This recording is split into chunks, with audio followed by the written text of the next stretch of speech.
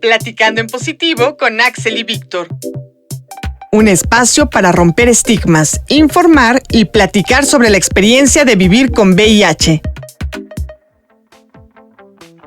Hola Radio Escuchas, ¿cómo están? Bienvenidos otra vez a Platicando en Positivo. Yo soy Axel Bautista y nuevamente estoy aquí en las instalaciones del IMER con mi queridísimo Víctor Esteban. Hola Axel, ¿cómo estás? Muy bien, ¿y tú? Muy bien. Aquí nuevamente en Platicando en Positivo y pues seguimos con nuestra temporada sobre mujeres y VIH. Y fíjate que estoy muy contento porque hemos tocado diferentes temas respecto a este tema más general. Y el día de hoy tenemos una invitada muy importante que se llama Natalia Lane. Natalia Lane es coordinadora de proyectos del Centro de Apoyo a las Identidades Trans, que ya pues por ahí ya les vamos indicando un poco de qué va a tratar el episodio, ¿no?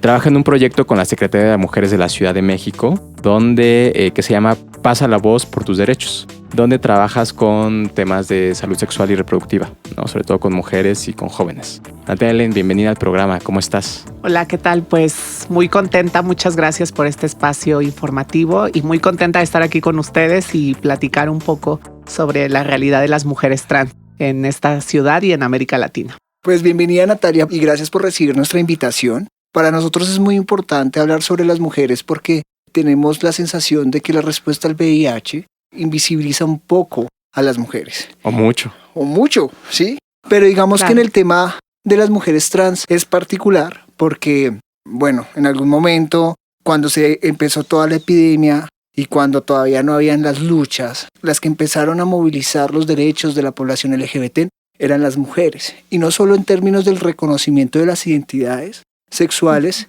sino también en la respuesta al VIH. Entonces, para nosotros es un placer tenerte acá y cuéntanos un poco cómo ha sido históricamente la lucha de las mujeres trans que viven con VIH aquí en México.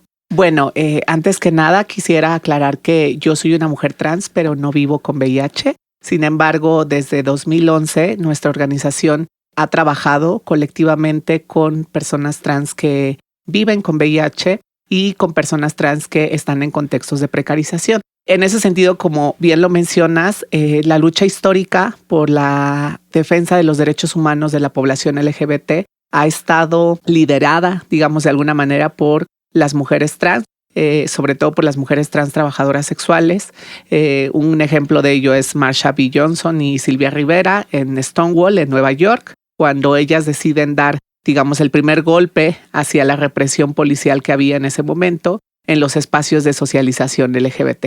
Entonces creemos que es muy importante que las mujeres trans sigamos accionando colectivamente desde diferentes trincheras, pero que sigamos participando en un tema de salud sexual tan importante como lo es la prevención del VIH, pero también vivir dignamente con VIH. Fíjate que a mí me parece muy importante hablar de mujeres trans porque y la epidemia de VIH. Bueno, en primer lugar, son una de las poblaciones más afectadas. Creo que tienen, Claro. si no es que el índice más alto de prevalencia, Uh-huh. son la segunda población con el índice más alto de prevalencia. Desconozco muy bien cuál sea el dato preciso, pero sí es una de las poblaciones más afectadas. Claro, de hecho la seroprevalencia en las mujeres trans está muy posicionada junto con hombres que tienen sexo con hombres. Digamos, convencionalmente se conoce que las mujeres trans hemos sido vinculadas mucho a dos oficios que son el estilismo y el trabajo sexual. Y de acuerdo con la Comisión Interamericana de Derechos Humanos, las mujeres trans, más del 40% en América Latina, ejercen el trabajo sexual. Y evidentemente eso responde a condiciones estructurales de discriminación, de transfobia, de prejuicio, y que eso obviamente coloca a las mujeres trans en una situación de mayor riesgo para adquirir VIH o alguna otra infección de transmisión sexual.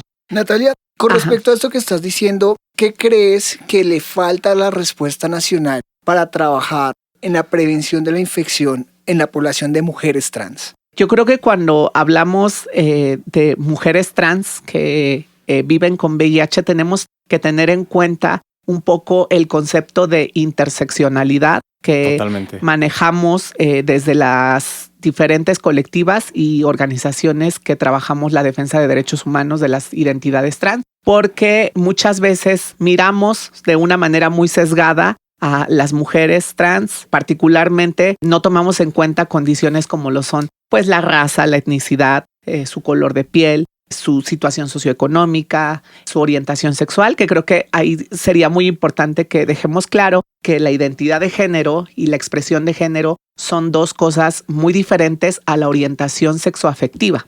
Regularmente pensamos que las mujeres trans son gays, tan gays que se volvieron mujeres, ¿no? Para nada. Y creo que Eso desde es como ahí... el imaginario Exacto. que tiene la sociedad en general, ¿no? Claro, totalmente. Los organismos de salud pública miran a las identidades trans como cuerpos patologizados, es decir, piensan que las mujeres trans pues somos personas enfermas en lo mental, en lo psicológico y en lo emocional, y que ello deriva obviamente en situaciones de salud como pueden ser VIH, como puede ser infecciones de transmisión sexual o como pueden ser otras condicionantes como tratamiento endocrinológico, hormonas y otro tipo de temas de salud pública, ¿no? Entonces yo creo que lo primero que tenemos que hacer es dejar de mirar a las mujeres trans como personas como cuerpos enfermas. enfermos, ¿no? Como cuerpos enfermos, ¿no? Sí. Como cuerpos que tienen que ser medicalizables, diagnosticados, patologizables y empezar a mirar a las identidades trans, sobre todo a las mujeres trans, como lo que somos, ¿no? Mujeres. Las mujeres trans somos mujeres,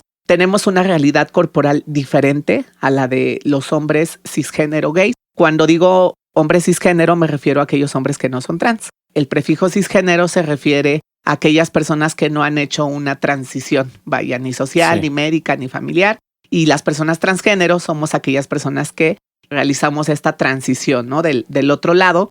Y particularmente creo que las mujeres trans hemos reivindicado mucho una lucha por una causa de salud pública integral. ¿Qué quiere decir esto? Que las mujeres trans, si bien es cierto que vivimos con ciertos temas de salud como pueden ser las hormonas, que es el tratamiento de reemplazo hormonal, o como puede ser ITS, también tenemos otras afecciones de salud, ¿no? Que tienen que ver con una salud integral, ¿no? A las mujeres trans también nos da dolor de estómago, también Claro. tenemos problemas ortopédicos, también nos duele la cabeza, tenemos migrañas. Y justamente el sistema de salud ha contemplado a las mujeres trans dentro de esos únicos dos esquemas, ¿no? Que tiene que ver con VIH e ITS y temas de tratamiento de reemplazo hormonal. Entonces, quizás empezar a ver estas identidades desde otras formas, ¿no? De otras formas más abarcativas, más integrales, porque realmente estamos atravesadas por muchos otros problemas, ¿no? Que no solamente son temas de prevención de salud. A mí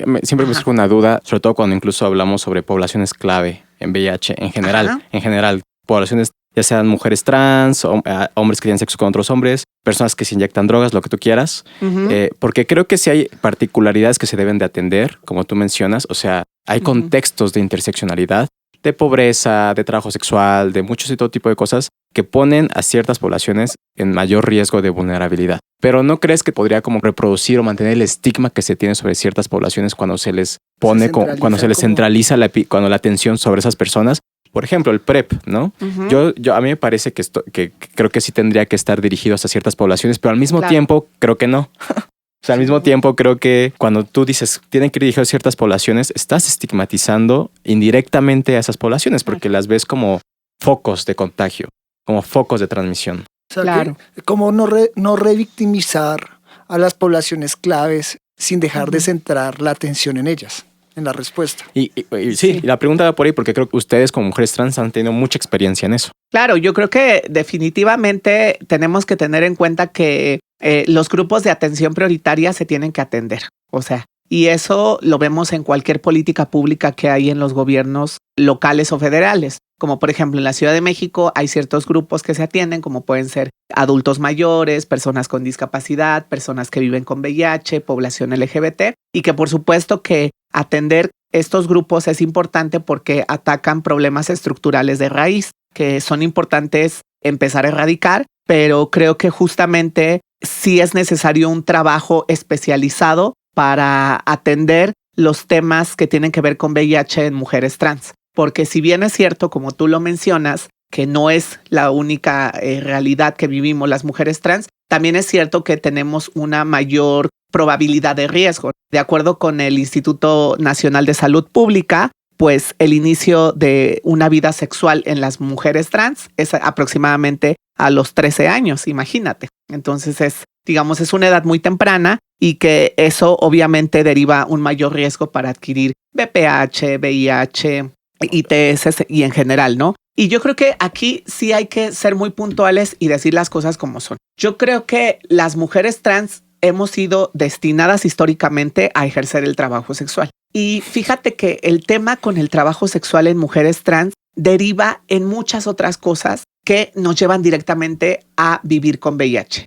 Una de ellas es la incapacidad de negociar con el cliente el tema del condón o los métodos anticonceptivos o métodos de protección de barrera. Nosotras hemos encontrado muchos casos de mujeres trans que ejercen el trabajo sexual que se ven presionadas por parte del cliente a tener que tener relaciones sexuales sin condón, sin protección, porque dentro de este imaginario machista, transfóbico, misógino, los clientes lo que dicen es que si tú me quieres, vamos a hacerlo sin condón. Si tú quieres que yo te respete como mujer, entonces vamos a coger sin condón, con perdón de la expresión. Y esa es una particularidad que tenemos muy similar a la realidad que viven las mujeres cisgénero, es decir, las mujeres que no son trans. ¿Cuántos casos no hemos encontrado de mujeres amas de casa, novias que adquieren VIH por un tema de una pareja que les casi exigió que no utilizaran condón? Y entonces se transmite el virus y ellas terminan viviendo con VIH, pero más por una presión de tener que tener relaciones sexuales sin protección con la pareja. Y creo que esa es una práctica muy patriarcal. Es decir, las personas que viven en lo masculino, los hombres, regularmente ejercen una presión hacia las mujeres, sean mujeres trans, mujeres cisgénero, para tener relaciones sin protección. Entonces creo que ahí tendríamos que atender ciertos problemas que no solo tienen que ver con la utilización de métodos anticonceptivos o la utilización del condón, sino que tienen que ver ya con temas machistas. Sobre sexualidad. Sí, yo creo Exacto, que sobre educación sexual. nos toca trabajar muchísimo en eso, no solo en México, sino en el resto del país. Pues Natalia, para nosotros es un placer tenerte aquí. Muchas gracias. Muchas gracias por todo lo que nos informaste. Y bueno, danos tus redes sociales para que la gente te busque. De la organización también. Muy bien, pues no, al contrario, muchas gracias, chicos. Nosotras ahorita estamos en un proyecto con la organización DILO, Escuelas Incluyentes, que lo que busca es promover políticas públicas para prevenir el acoso y el bullying en espacios educativos. Y actualmente estamos en redes sociales, nos pueden encontrar como Centro de Apoyo a las Identidades Trans en Facebook y en Instagram nos encuentran como centro.apoyo.identidades.trans en esas redes sociales. Y obviamente también pueden acudir a mi página personal, que es Natalia Lane, Lane, donde sin duda les vamos a resolver cualquier tipo de duda, inquietud. Si conocen algún caso de discriminación, de violencia hacia personas trans, pues con mucho gusto les atendemos con mucho cariño, mucha empatía y mucho amor. Gracias, Natalia. A mí me pueden buscar también por las redes sociales, @Vicobana. Yo me despido. Un abrazo. Chao, parceros y parceras. Pues muchas gracias, Natalia. Radio Escuchas, nos vemos hasta la próxima. Recuerden seguirnos en Instagram, @Platicando en Positivo. Un saludo a todos, todas y todes. Te esperamos en la siguiente emisión, Platicando en Positivo con Axel y Víctor. Un espacio para romper estigmas, informar y platicar sobre la experiencia de vivir con VIH.